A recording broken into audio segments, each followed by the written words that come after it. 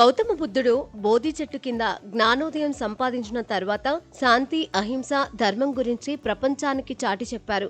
ఆయన మహాపరినిర్వాణం తర్వాత ఆయన అవశేషాలను బౌద్ధులు అత్యంత పవిత్రంగా భావిస్తారు.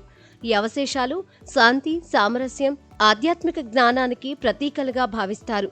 ఐక్యరాజ్య సమితి వేసక్ దినోత్సవ వేడుకలకు వియత్నాం ఆతిథ్యమిచ్చింది. దీంతో మే 2న ఉత్తరప్రదేశ్లోని సారానాథ్లోని ఒక విహారంలో ప్రతిష్ఠించబడిన బుద్ధుని పవిత్ర అవశేషాలను ఐఏఎఫ్ విమానంలో హోచిమిన్ నగరానికి తీసుకెళ్లారు. దీంతో వీటిని అక్కడ ప్రదర్శనకు ఉంచారు.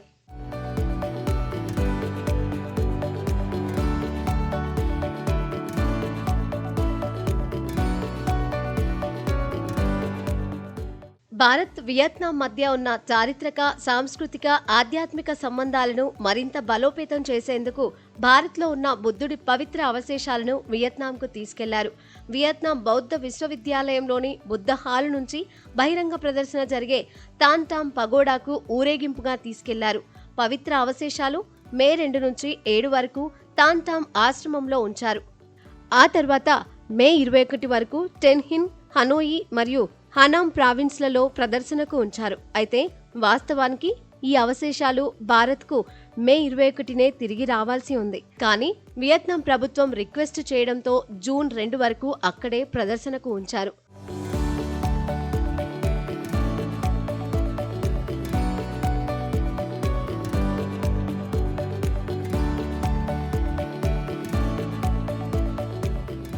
ఈ అవశేషాల ప్రదర్శన ద్వారా వియత్నాం ప్రజలకు బుద్ధుని బోధనలు, శాంతి సందేశం, ఆధ్యాత్మిక జ్ఞానాన్ని దగ్గరగా అనుభవించే అవకాశం కల్పించారు. ఈ ప్రదర్శన ఒక నెల పాటు అంటే మే 1 నుండి జూన్ 2 వరకు అంటే నెల రోజుల పాటు వియత్నాంలోని 9 నగరాల్లో నిర్వహించారు. దాదాపు 1.5 కోట్ల మంది భక్తులు ఈ అవశేషాలను దర్శించుకున్నారని అధికారులు తెలిపారు. భారత వాయుసేన విమానంలో వీటిని తిరిగి భారతదేశానికి తిరిగి తీసుకొచ్చారు. This program is a very beautiful program. This was planned from 2nd May to 22nd May. But at different places, different provinces in Vietnam, the response from the public, people encouraged that this program should be continued up to 2nd June. And Prime Minister of Vietnam requested our Honorable Prime Minister Narendra Modi ji to extend the program, and our Prime Minister has agreed, and this was extended up to 2nd June.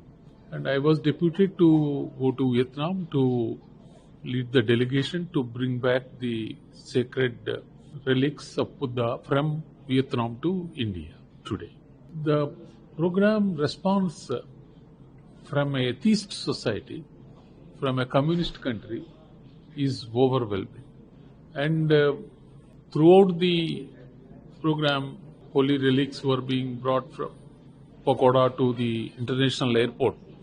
On both sides of the road, people have queued up and paid their respects, devotion. And I am very happy to note that this program is a very good program to connect the people of Vietnam to India.